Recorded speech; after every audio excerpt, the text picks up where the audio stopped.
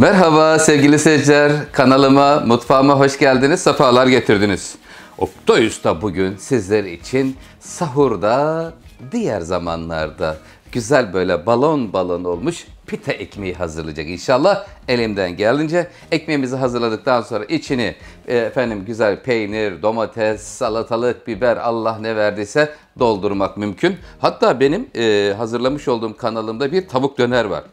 O döner bile içinde çok güzel olur kıymetli seyircilerim.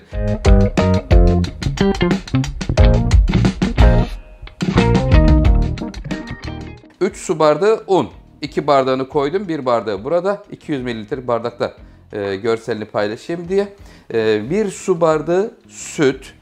2 çorba kaşığı böyle sulu ev yapımı yoğurt, yarım paket yaş maya, 1 çorba kaşığı toz şeker, 1 tatlı kaşığı tuz, 2 çorba kaşığı da sıvı yağ koyacağım içerisine sevgili seyirciler. Son derece kolay ve güzel bir ekmek, püf noktaları ile birlikte paylaşacağım sizlerle. Şimdi sütümüz soğuk olduğu vakit bu tarz hamur işlerinde yapmış olduğunuz hamur küser. Ondan dolayı mutlaka ılık, hatta ılıktan da bir tık sıcak olmasında fayda var. Sevgili seyircilerim, buzdolabından çıkarttığınız gibi hemen direkt hamurun içine koymayın. Çünkü koyarsanız mayalanma gerçekleşmez. Ondan dolayı söylüyorum. Bütün püf noktalarıyla birlikte inşallah sizlerle paylaşmayı planlıyorum. Şimdi 3. bardak unumuzu da koyuyoruz. 200 mililitrelik bardak ile sevgili seyircilerim. 3 çorba kaşığından biraz fazla alıyor burası. Şöyle 4 çorba kaşığı tepeleme dolu koyayım derseniz bardakta dolu oluyor kıymetli seyircilerim. Şimdi 3 bardak unu koyduktan sonra sevgili seyircilerim şimdi şöyle bir ortasını açıyorum. O kenarlara tuzu veriyorum.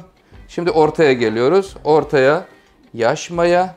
Oktay Usta bu senin yaş maya ne kadar değişik duruyor diyebilirsiniz. Yaş mayayı ben dondurucuya koymuştum. Çünkü raf ömrü geçiyor.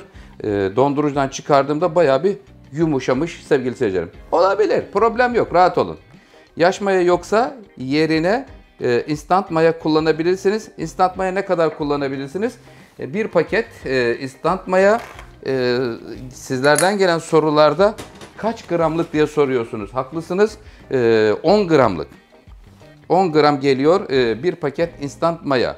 Burası 20 ile 21 gram arası. 1 çorba kaşığı şimdi üzerine şekeri verdim. Hemen sütü şöyle parmağımı batırayım. Az kalmış. Ilığı yaklaşmış sevgili seyircilerim. Şimdi buraya mayanın üzerine 2 çorba kaşığı bakın sulu görüyor musunuz? Ev yapımı yoğurt geliyor. Bismillahirrahmanirrahim. Yiyenlere şifa olsun diyoruz. 2 çorba kaşığı, 3 çorba kaşığı kadar da yağ veriyorum. Sıvı yağ. Onu da verdim. Evet, şimdi sütümüz istediğimiz kıvama gelmiş. 1 su bardağı sütü döküyorum. Ve sevgiyle ortadan başlayıp kulak memesi yumuşaklığında bir hamur hazırlıyorum.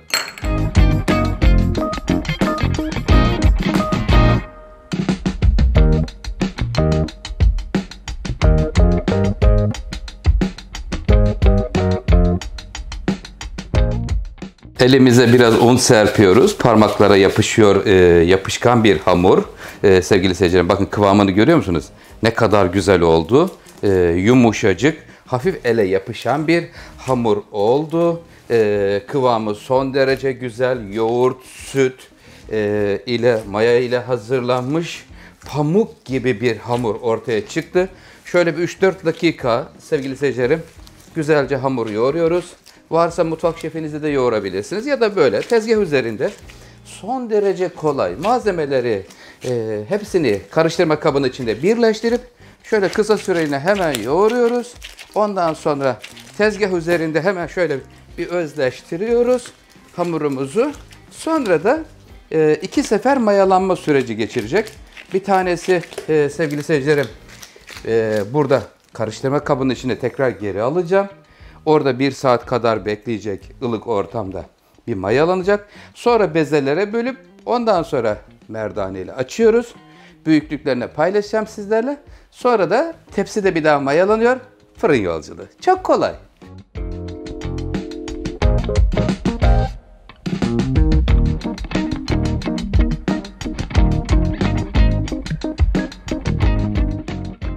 Sevgili seyircilerim, mayalanması tamamlandı. Açıyoruz. O çok güzel.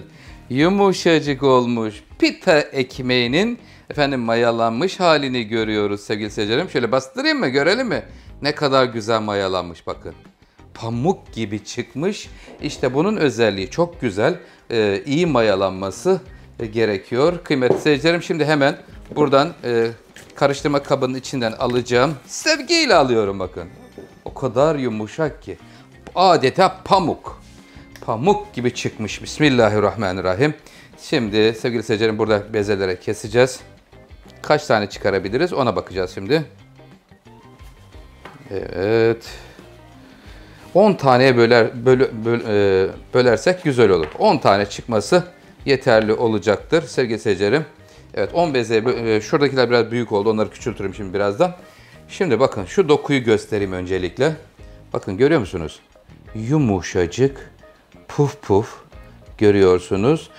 Pita ekmeğinin özelliği çok yumuşak olması sevgili seyircilerim. Yumuşacık olacak. Sonra da fırında balon olacak. Balon şekline geleceği için ondan dolayı kıymetli seyircilerim, İster bu büyüklükte, isterseniz daha küçük 12'ye de bölebilirsiniz. Minik minik olmasını istiyorsanız 12'ye bölün. Bu boylarda olmasını istiyorsanız 10 tane bezeye bölüyoruz. Böldükten sonra bezelere peşinden merdane ile açma bölümüne geçeceğim. Önce hepsini 10 parçaya bölüyorum.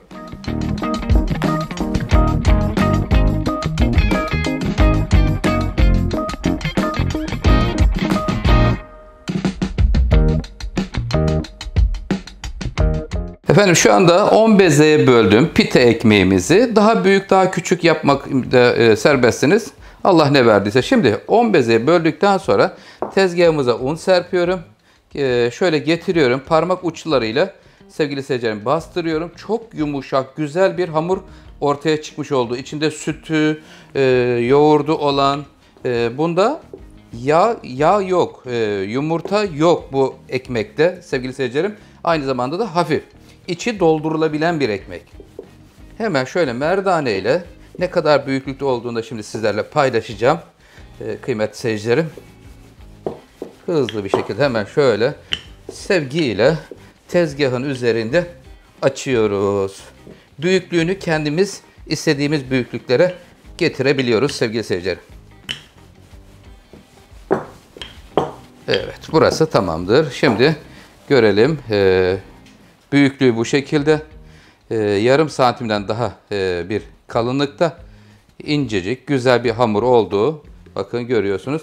Tatlı tabağına yakın bir büyüklükte. Hamurların hepsini bu şekilde açıyorum. Çay tabağından biraz daha büyük haliyle. Sevgili seyircilerim, açıyorum. Fırın tepsisine alacağım bu hamuru. Oda sıcaklığında bir yarım saat daha üzeri kapalı bir şekilde bekleyecek. Ondan sonra pişirme anı olacak.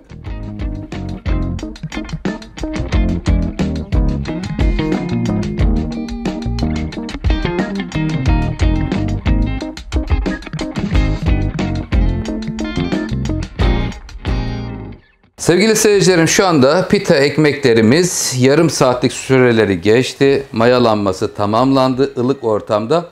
Ama yarım saat dedi diye tam emin olmadan asla fırına atmayın. Ilık ortamda yarım saatlik süre yeterli olur. 1 saatte olsa olur, problem yok. Yapımı çok kolay, sadece aşamalarına dikkat etmemiz gerekiyor. Şöyle açayım, hatta hepsini görelim. Görüyoruz şu anda mayalanmalar tamamlanmış sevgili seyircilerim. Şimdi tek tek pişireceğim. Fırınımız şu anda 250 dereceye geldi. Alt üst bölümünde fırına atınca turbosunu açacağım. Yüksek havayı bir gönderecek. Puf yapacaklar. Baloncuklar olacaklar. Hazır mıyız? Bismillahirrahmanirrahim. Efendim, hemen fırının orta katın bir altına gönderiyorum. Sevgili seyircilerim, şu an turbofan kapalı. Atınca çalıştıracağım. İçindeki havayı dışarıya atmasın diye. Hızlı hareket ediyorum. Hemen orta katın bir altına gönderiyorum. Kapağını kapatıyorum ve şimdi turbosunu açıyorum. Sevgiyle yükseliş anını birlikte görüyoruz.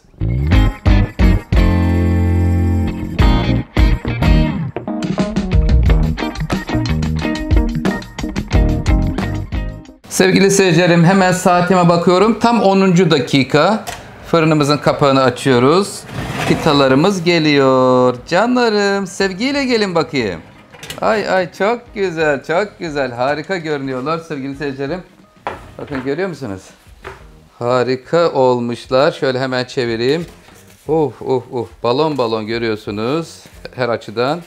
Sevgili seyircilerim. Yumuşacık. Öyle güzel, hafif ki. İçini ister dönerle doldur, ister sandviçle doldur. Canınız ne çekiyorsa onunla doldurabilirsiniz. Şimdi tek tek pişirmekte fayda var. Belki hepsini pişirebilirdik, bilemiyorum ama tek tek pişirirsek tepsilere garanti olur. Eğer tepsiye beşerli aldırabilirseniz 10 taneyi 2 turda pişirirsiniz. Hemen şimdi bunu da açayım. Evet efendim, hepsini pişiriyoruz. 240 derece fırında turbofan çalışıyor sevgili seyircilerim. Tamamını pişirelim. Ondan sonra da servis vakti diyoruz. Sevgiyle gidiyorlar fırına.